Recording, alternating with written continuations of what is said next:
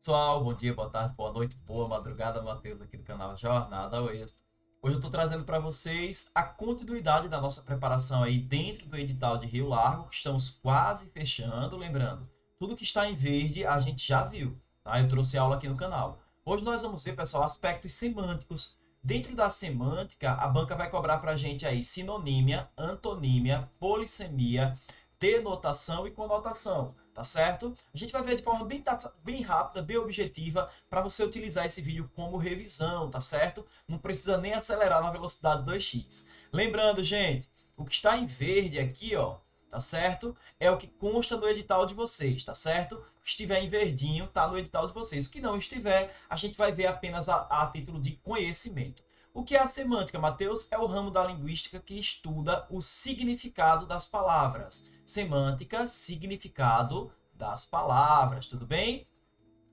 Uma vez que considera a evolução das palavras, a semântica pode ser sincrônica, né? Significado das palavras na atualidade, ou diacrônica, significado das palavras em determinado espaço de tempo.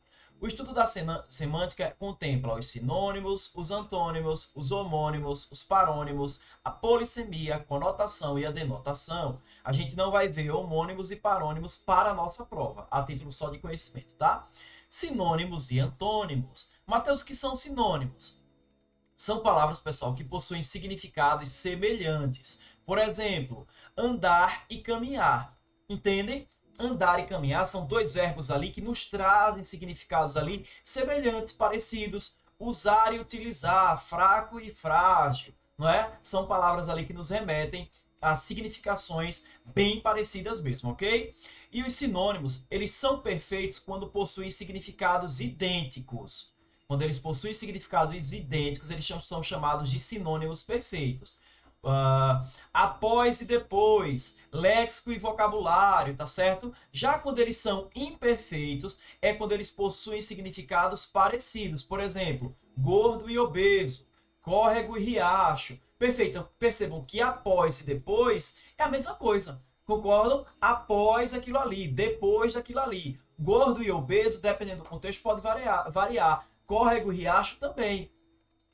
E os antônimos, aí é mais fácil. Gente, eles possuem significados contrários, tá certo? Eles querem dizer um oposto do outro. Claro e escuro, triste e feliz, bom e mal, né? Então aí, antônimos mais fácil. Sinônimos lembrados perfeitos, que são os idênticos, e os imperfeitos, que são aqueles ali parecidos. Homônimos e parônimos de forma bem rápida.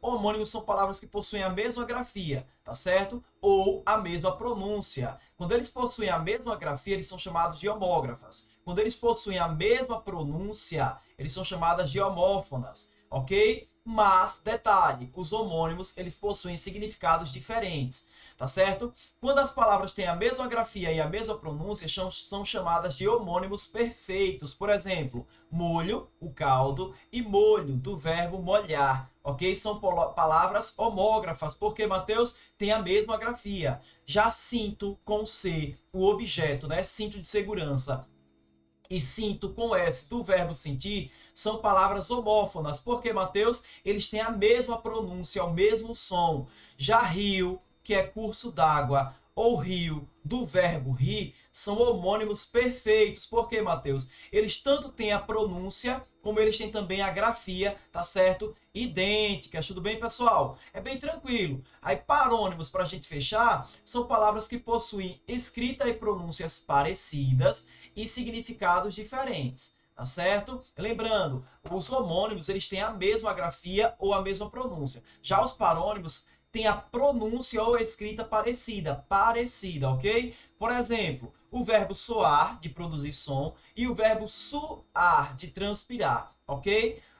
Sede, do verbo beber, da vontade de beber, perdão, e sede, é sede com S, né, vontade de beber, e sede com C, do verbo ceder, ok? Acender, sem o Szinho, o acender, né, de dar à luz, e acender, com S, de subir, ok? Tranquilos, tranquilas? Pronto, mais um tema aí que vai aparecer para vocês na prova dia 22 de setembro.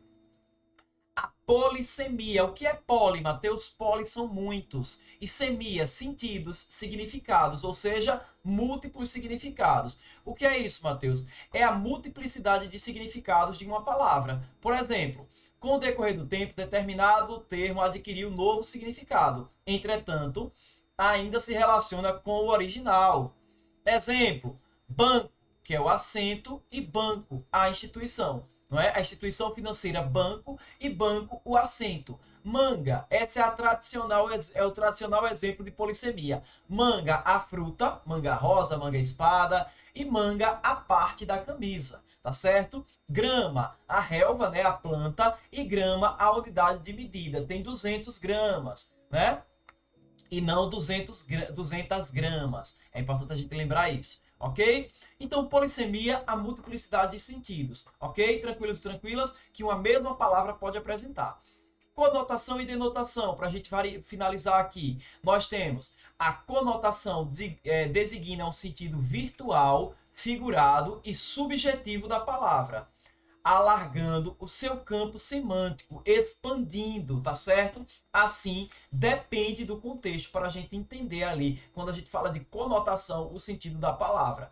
Na maioria das vezes, a conotação é utilizada em textos poéticos com o intuito de produzir sensações ao leitor.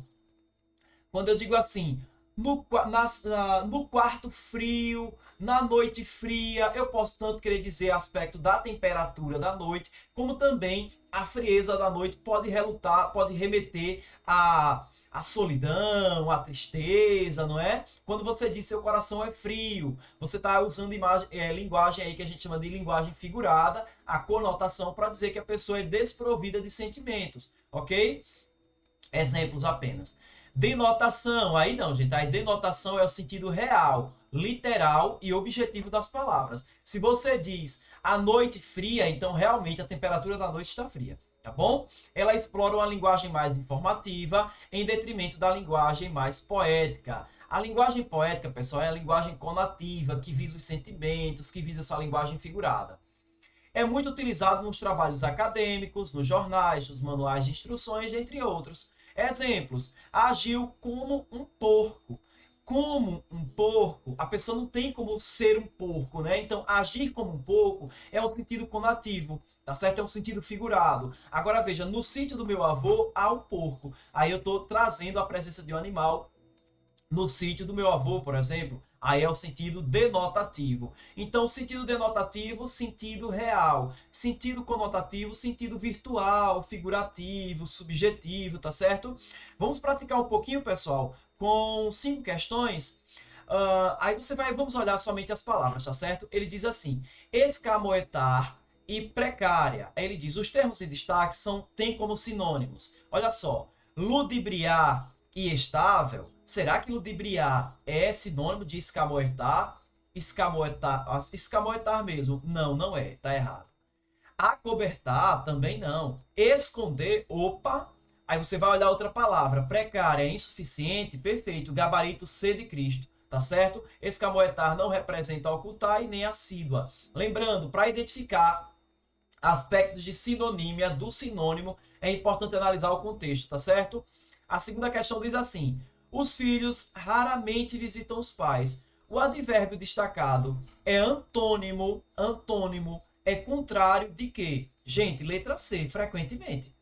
Se ele raramente visita, então frequentemente é a palavra que vai aí, tá certo? Se opor ao sentido de raramente. A terceira questão diz pra gente assim, olha só.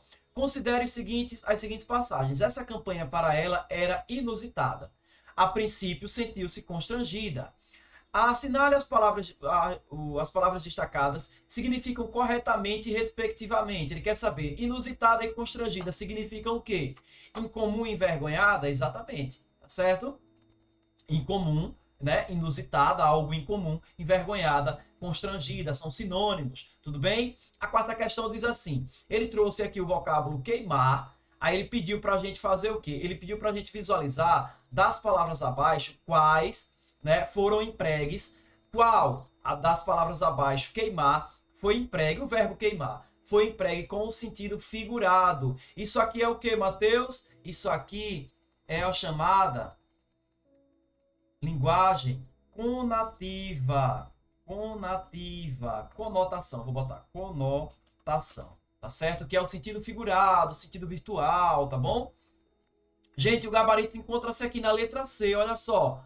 A funcionária sabia que o colega faltava à toa, mas não queria queimar sua reputação. Ela tem como botar fogo na reputação do colega? Não tem. Queimar é um sentido figurado. Foi emprego com o sentido aí poético, virtual, figurado mesmo de trazer, tá certo? Ao verbo queimar essa ideia de conotação. No trecho, a cena está longe de ser um acontecimento casual. A expressão em destaque pode ser substituída sem prejuízo por. Aí ele quer que a gente substitua um acontecimento casual por um termo aqui equivalente. Gente, um episódio eventual, tá certo? Um acontecimento casual é algo que acontece na eventualidade, de vez em nunca, tá certo?